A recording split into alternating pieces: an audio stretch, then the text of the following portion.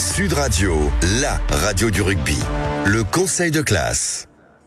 Le conseil de classe sur Sud Radio avec Quentin Cavanis, avec Antoine Mazer en professeurs principaux. Vous savez, il y a le conseil de classe, il y a les professeurs principaux qui vont donner leurs appréciations, les avertissements, les compliments et les félicitations. Ils ne se sont pas concertés et ils ont peut-être fait des choix très différents les uns des autres. Et ça, c'est intéressant.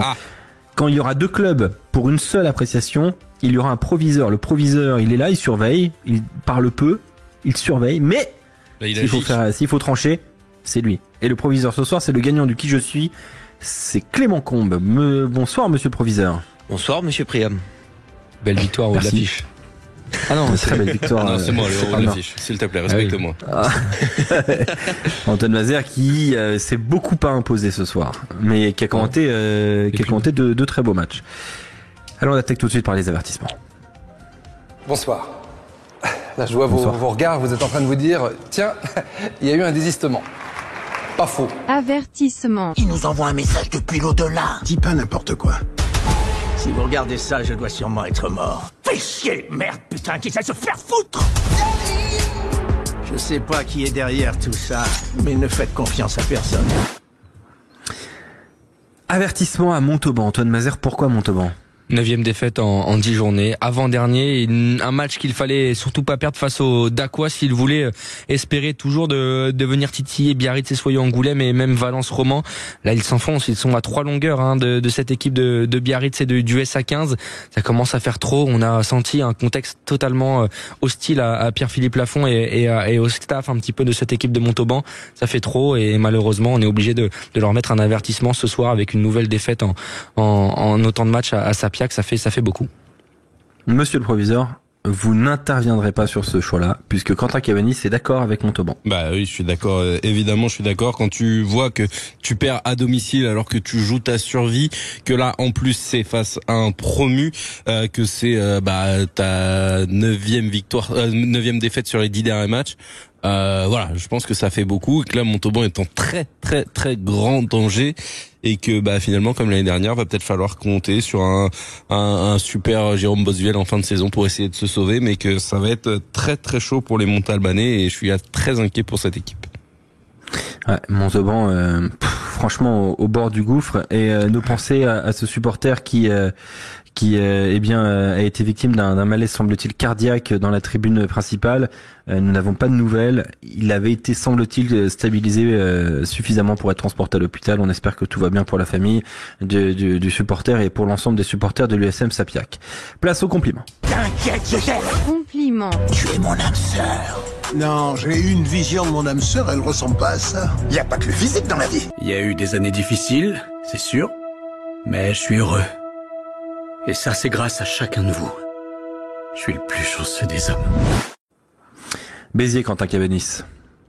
Et ça va bien avec ton petit jingle, parce que c'est vrai que Béziers, il y a eu des années difficiles. Alors oui, si tu le dis, Béziers, oui, y a pas de souci. Béziers qui a fait un énorme match. Ah pardon, Béziers, c'est pas Quentin Cavanis, c'est Antoine Mazer. Mes excuses, carton bleu. Je suis en train de me dire. Mes excuses, Antoine Mazer. Ouais, tais-toi, Antoine Mazer. Du coup. Oui, cette équipe de Béziers qui restait sur 2 défaites et une victoire en 3 matchs. Cette équipe de Béziers qui. C'est vrai que le jingle, il va bien avec la réalité en fait. Ah ouais. Et des années difficiles et puis c'est maintenant, quoi. Exactement et surtout une victoire importante face à Biarritz qui arrivait avec de très grosses intentions et derrière un match là aussi complètement fou pour cette équipe de Béziers et du Biarritz Olympique qui aura aussi livré une très grosse prestation. Il fallait aller gagner ce match parce que là il fallait toujours coller au wagon de tête avec notamment Vannes et Provence Rugby. Ils l'ont fait, ils sont apposés à Raoul Barrière, ils conservent leur belle série, leur belle forme quand même sur ce championnat de Pro D2 et donc compliment à Béziers, il faudra continuer sur cet état d'esprit pour pouvoir maintenir la cadence. Quentin Cavanis, tu n'as pas choisi Béziers, mes excuses, tu as choisi Aix-en-Provence. Mais t'as vu, je voulais pas te contredire, je suis un élève sympathique.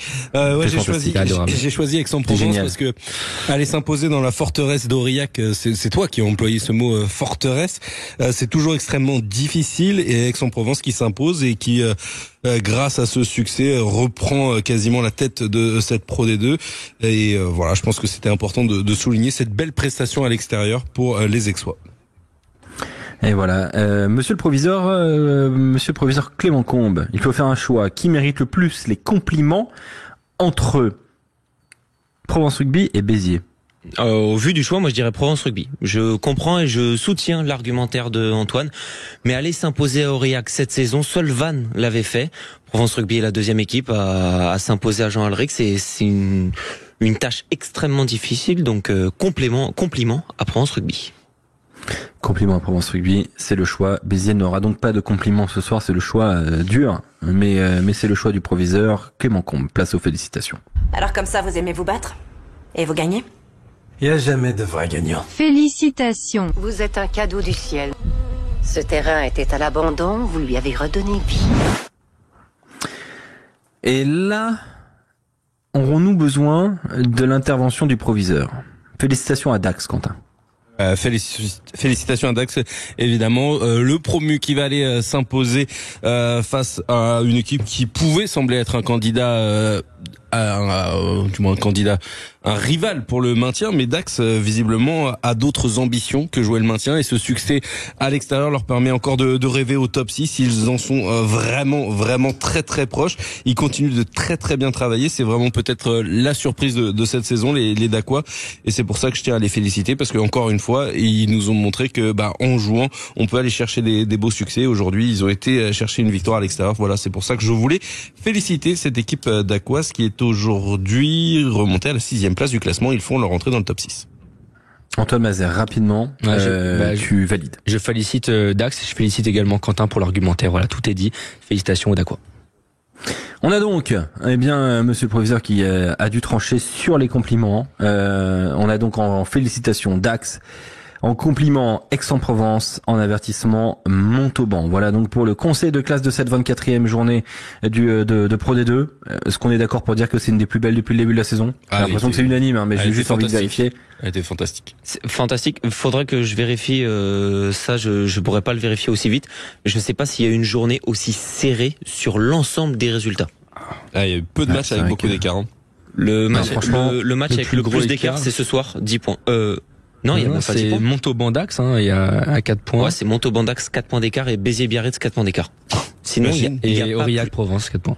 Ouais. Mais sur l'ensemble des matchs, il n'y a pas un match où il n'y a pas un point de bonus défensif, quoi. C'est ça. Franchement, extraordinaire.